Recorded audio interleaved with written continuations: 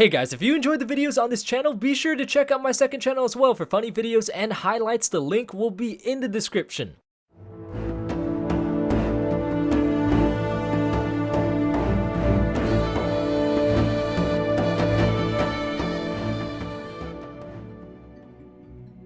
It has been such a long time since the last video to this series, but I told you guys I wouldn't forsake it.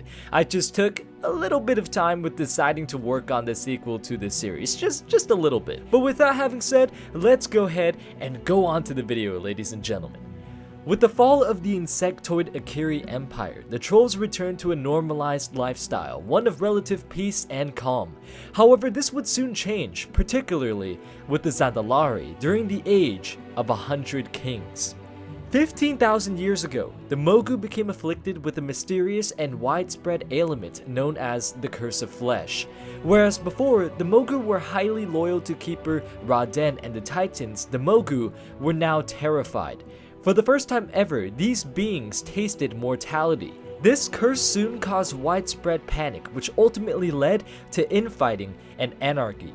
Hordes of Mogu would band together under various warlords and kill each other in a chaotic power struggle, each Mogu killing another Mogu to attain a position of power, only to have them be killed and that very position be stolen under their grasp from them the very next day.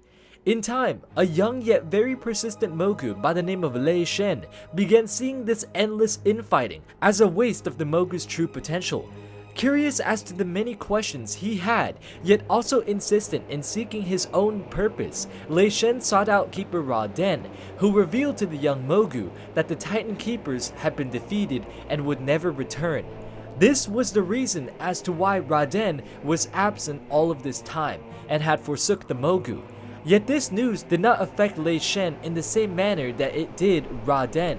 Instead of instantly losing all hope and becoming discouraged, Lei Shen saw this opportunity as a perfect chance to end the ceaseless infighting between his people. Without warning, Lei Shen struck at the Titan Keeper, incapacitating and imprisoning him, while also managing to siphon off the powers of lightning and thunder of Amen-Thul. With such raw power and might at his disposal, Lei Shen returned to his fellow kin, where he proclaimed that all infighting would now cease, and any who wished to oppose him would be crushed under him and by him. Witnessing his raw power and glory, most of the Mogu decided to submit under his rule, while any other Mogu that were foolish enough to challenge him were either struck down by the powers of thunder and lightning, or imprisoned for years innumerable. For a time, fear would rally the Mogu armies under his heel. That is, until Lei Shen proved himself beyond worthy of holding the mantle as the Thunder King and the leader of the Mogu people. Lei Shen began enacting a golden age for the Mogu, a golden era of glory and prosperity for the Mogu, but an age of tyranny and oppression for the neighboring races. The feeling of fear which once bound the Mogu to Lei Shen's heel was now replaced by admiration, devotion, and extreme loyalty. This happened as they saw how wise and strong the Thunder King had proven himself to be, for it was through Lei Shen that not only would the Mogu expand their powers beyond borders that they had never even dreamed of ever seeing, but it was also through Lei Shen that the Mogu discovered the engine of Nalak Shah, a Titan construct located within the Mogushan vaults today. Through this engine, the Mogu managed to reverse the Curse of Flesh, thereby restoring their confidence in their own abilities and instilling new attachments of undying loyalty to Lei Shen, because to him, not only was he a conqueror and incredibly wise, but he was also a miracle worker. It was also through the mastery of this engine that new creatures were born. The strange yet hard-working Grummels were created, as well as the reptilian, scheming Sarok. Words of the Mogu's achievement and fearsome power began to travel across the land, and news of this indomitable force did not fall on deaf ears. In the nearby regions, the cunning Zandalari decided to do what no other creature had done before. Instead of minding their own business, lingering in their lands, hoping that they would not fall under the power-hungry eyes of the Mogu, or perhaps begging for their lives or fleeing from them, a small group of Zandalari, led by an extremely revered high priest by the name of Zolathra, marched headfirst into Mogu territory to speak directly to Lei Shen. The Zandalari came to the Thunder King not begging for peace or mercy, but instead with an offer. Zulathra stated to Lei Shen that clearly the Mogu had power unimaginable, the powers of which this world has never yet seen before. But regardless, the Mogu, they had not traveled much in the past. They have not gone out of their borders. They were too busy with infighting and repelling mantid invasions. They did not know the neighboring lands very well. Thus, Zulathra proposed to the Thunder King that in exchange for knowledge of the land, the Mogu would teach the trolls and the arts of arcane magic. Together their empires would reign supreme, an indomitable force that no race could even dream of pitting themselves up against. Lei Shen was not only interested by this offer Zulathra proposed, but he was also impressed. Standing before him was the first ever race that he had encountered, who did not wish to live in peace and harmony and just minding their own business, but instead, they desired to dominate the lands and order the lands, subjugate other beings just like the Mogu desired. They had similar interests. Seeing the offer as mutually beneficial, the Thunder King accepted. However, what each ruler had in mind was to betray the other the minute that ally had lost their use. The thing is, however, is that neither ally ever did lose their use. As a matter of fact, each ally had proven themselves to be such an invaluable asset to the other that both rulers soon forgot their schemes to betray the other.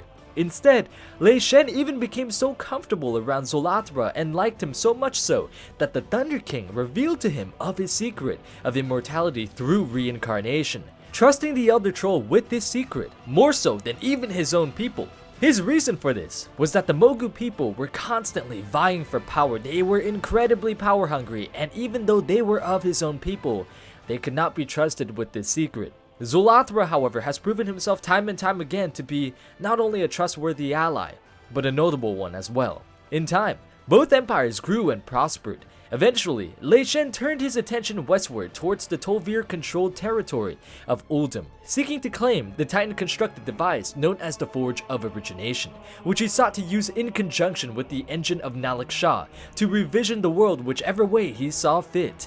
Instead of simply storming through the lands and taking what he wished, however, while slaughtering all of those who had opposed him like he did in the past, Lei Shen extended a warm invitation to the Tol'vir, since they too were of Titan origin. Lei Shen showed them the powers of his empire, their might incomprehensible and their numbers legion. In addition, Lei Shen offered the Tol'vir a place in his empire, a very high and prestigious status which he reserved only for them, seeing as to how they were of his own kin in a certain way. Better even was the Mogu's ability to reverse the curse of flesh, which was something that had too plagued the Tol'vir, and so they were greatly interested in this. Yet even though they bore witness to these truly noteworthy achievements, and were offered a glorious and prestigious position in the Thunder King and Zandalari empires, the Tol'vir were extremely disturbed at how cruel and ruthless the Mogu and the Zandalari had treated the races that they had subjugated and conquered. Even worse, when the Tol'vir discovered that Lei Shen had imprisoned Ra-Den and stole from him the powers of Amen-Thul, the Tol'vir stormed away from the Zandalari Mogu Empire and returned back into Uldum. However, even though Lei Shen had spared their lives and allowed them to leave, he still stated that he would claim what he deemed was rightfully his, the Forge of Origination. The following day, Lei Shen invited Zulathra and the upper caste Zandalari to accompany him personally as they would journey to Uldum and claim the Forge of Origination for their own. Zulathra agreed, believing that this would be the last secret towards unlocking what both empires sought to achieve. Because see, at this time, Lei Shen had been using his powers to prolong Zulathra's life. However, both leaders believed that if their empires controlled most of the Titan facilities and devices, that together they would be able to attain immortality. With Zulathra at his side, the Zandalari and Mogu empires matched together in unison, filled with glee at the prospect of attaining the secret towards eternal life. Once in Uldum, Lei Shen and Zulathra's armadas began trampling over the thriving landscape. Trees and grass toppled in their wake. Upon arriving at the Forge of Origination, Lei Shen and Zulathra discovered that only a handful of Tol'vir were stationed outside the Titan facility in a vain attempt to stop him. Lei Shen had known that no force could dare challenge his armies, but even this had made him laugh, since he knew that he alone could easily slay these Tol'vir with ease. However, Lei Shen's confidence would be his downfall. For the Tol'vir stationed outside of the facility was not meant to actually defend the Forge of Origination against Lei Shen in head-to-head combat. They were placed there to stall the Mogu and Zandalari, while the remaining Tol'vir were inside the Titan facility, getting ready to ignite the Forge of Origination to cleanse all life within the neighboring lands. With victory at his fingertips, Lei Shen led the charge, and the Tol'vir sprung the trap. From across mountains, oceans, and lands, all creatures and beings of Azeroth saw an enormous flash in the horizon. A flash which was ignited due to the powers of the Forge of Origination, which instantly killed all life within the neighboring region of Uldum. Even the plants and jungles were eradicated, leaving only a dry barren wasteland in its wake. With the bulk of the Troll Mogu Empire completely erased from the planet, as well as the deaths of most members of the upper caste system of the Zandalari hierarchy, and with the fall of the Thunder King, both empires were completely crippled. Neither empire would ever again be as strong as they had been prior to this event, and from this moment onwards, both the Mogu and Zandalari empires would still persist. However, they would hold nothing more than a fraction of the power that they once had under Zolathra and Lei Shen.